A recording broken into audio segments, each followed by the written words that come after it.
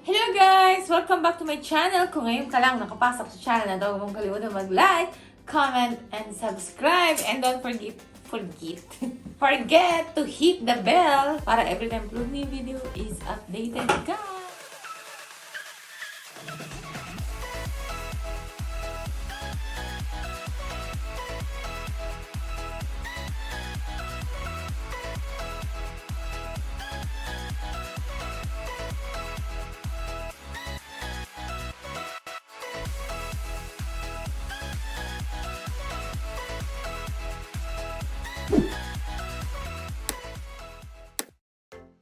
Thank you so much. Welcome back to our mukbang or eating show. So, kakain tayo ng Goto. Essential food, essential. Essential Goto again. The repeat. Nung una guys, siya lang yung kumain ng Goto. So, yeah. Kailangan ko siyang samahan ulit ng pagkain ng Goto na to. Itong Goto na to ay mayroong tuwalya ng beef or tuwalya ng baka or Beef Tripe in English, sabi nga nila. So, meron tayo ritong piniritong tokwa. And meron din tayong sausawa na puro sibuyas na may suka. Nilagyan ko rin to ng sibuyas, sili, and bawang. At saka asukal, konting paminta. Ayan, ang kanyang goto. And yung goto natin, naglaga tayo ng itlog. And meron siyang spring onion sa ibabaw with pritong bawang din. So, may galab shoutout sa inyong lahat. Thank you for coming back to our eating show or mukbang show. Ayan, meron din tayo ritong pa-dessert na tawag dyan? Buko pandan. Ang buko pandan ay ano natin, tawag dyan? Dessert of the century. Kasi lagi nila nire-request yung buko pandan. Shoutout sa inyong lahat sa mga nanonood ng premiere na to. Maraming salamat sa inyo. Ayan, let's eat guys. And kumuha na kayo ng pagkain. Sabayan nyo kaming kumain ngayon. Maraming salamat po sa inyong lahat. Itong pagkain na to ay naipagdasal na namin. Maraming salamat sa blessings na to. And maraming kapos sa pagkain. But then again, we are inspiring you and sana ay meron din kayong pagkain sa inyong hapagkainan. Thank you so much guys. Amen? Amen. Amen. Unang subo para sa inyo. sarap. Ang lasa.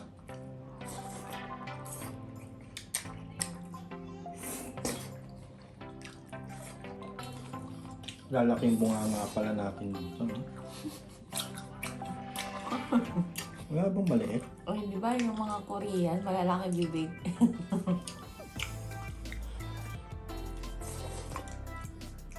Essential food part 2.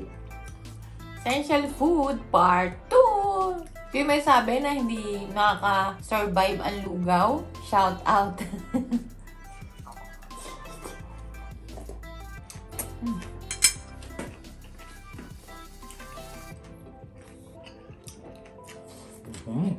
No?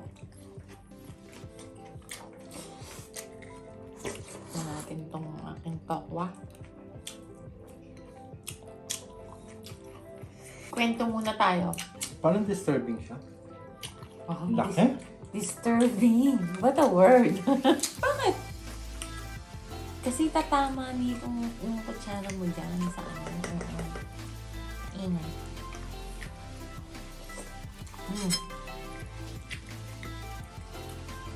Nag-aaral pa ako guys. Walang baon. Lugaw talaga yung Pag nag-aaral ka sa sa recto, lugaw tsaka mami ka talaga.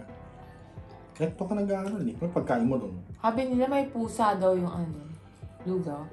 Okay. Totoo. Walang yan, walang sahog-sahog. Pero konting-konting lang yung Bitukan ng baboy. Pampalasa.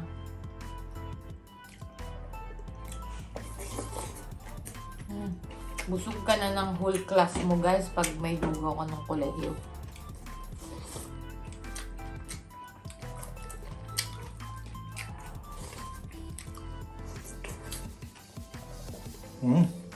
Hop.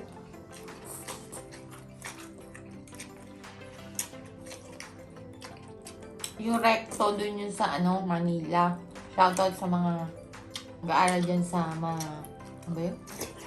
University Belt. Ayan. Tawag.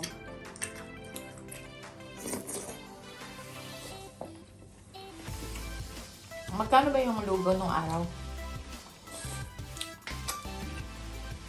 6 pesos lang. Plain. Ngayon sa hog? No. Pagka Goto, may utak, may dila, yung patatas ng presyo. Favorite ko yun? Goto? Lugaw. I can eat lugaw for a whole week. Hindi nga. Basta iba-iba na sahog. Ito, baka, beef. Dila, tenga, Ano yung Goto number 5?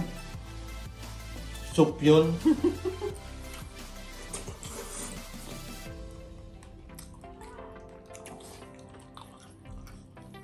Kasi,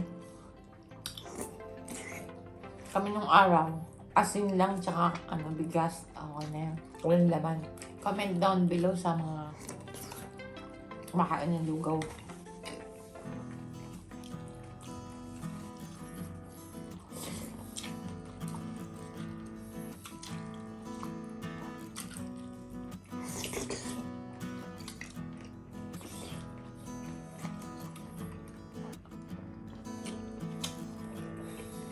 Eid Mubarak nga pala sa inyong lahat. Tapos na ang Ramadan.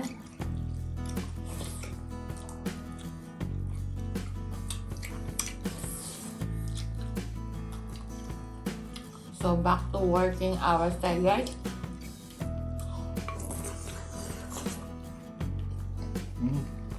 From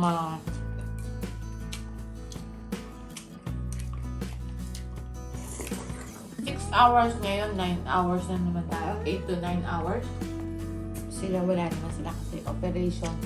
So, kaya nga nila overtime pag holiday.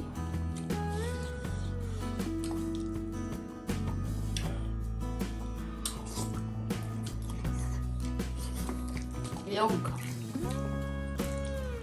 Pampaan ng lakas. Dati pala itlog lang tsaka asin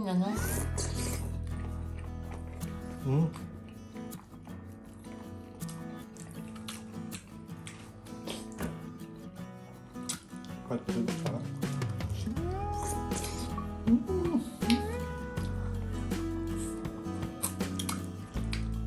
nakakabaliw sa pag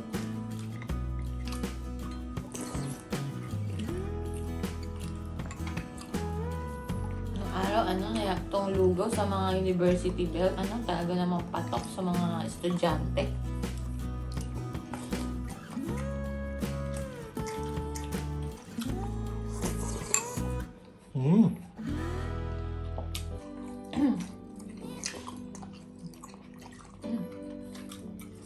Top.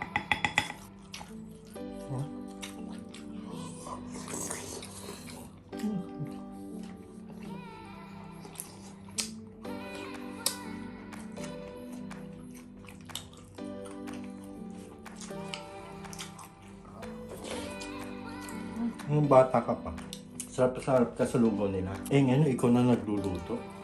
Mas masarap pa.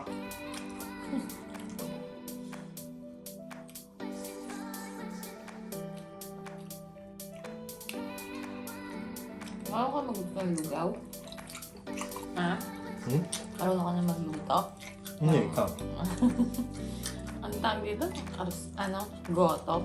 Basta lugaw guys, or arroz caldo, or mas masarap ang goto, no, Nino? Kesa sa arroz caldo. Kasi arroz caldo, manok.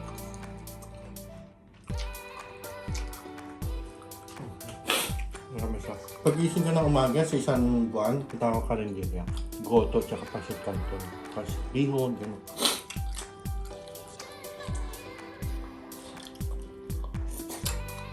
Kaya pa yung goto, tsaka pasit. Ganun lang. Kadali. Kano yan? 50. Mga 30. Kasi dalawang order.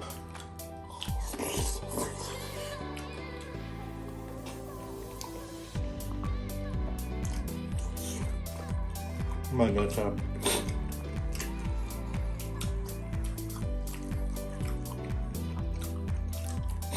Babantayan mo pa kasi lalagyan niya yung bechin. Saan mo lang yung bechin?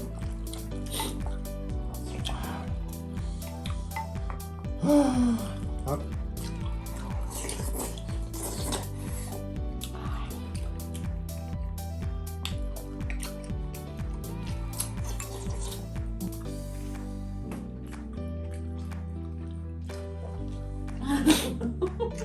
Batang probinsya to, guys. Paglugaw, number 1. Kalahati ng nigay kasi yan. Ano kalahati? Punong-puno kaya yan. Init. Pero masarap talaga sa lugaw, sa goto or lugaw, whatever you call it, mainit. Pagka hindi na siya mainit, hindi na siya masarap. Tikman ko nga to. Nauna na ako dito sa dessert. Parang gumawa nito, guys. So, bisitahin nyo after 10 years ang aking online store ng buko pandan. Expert na akong gumawa nito kahit nakapikit.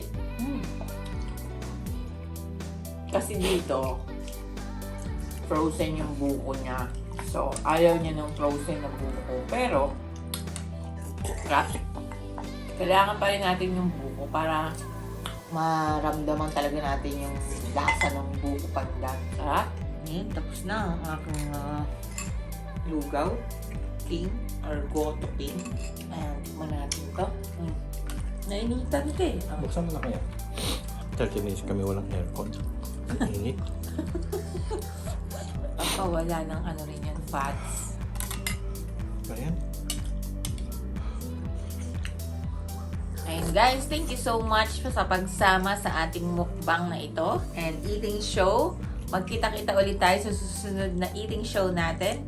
Tatapusin lang natin tong dessert na to. Shoutout sa inyong lahat and sa lahat ng mga nanonood ng ating videos, YouTuber, content creator, whatever call it, silent viewers, mga kaibigan natin. Shoutout sa inyong lahat. Maraming salamat guys. See you again. Bye! Stay safe and God bless. Thank you!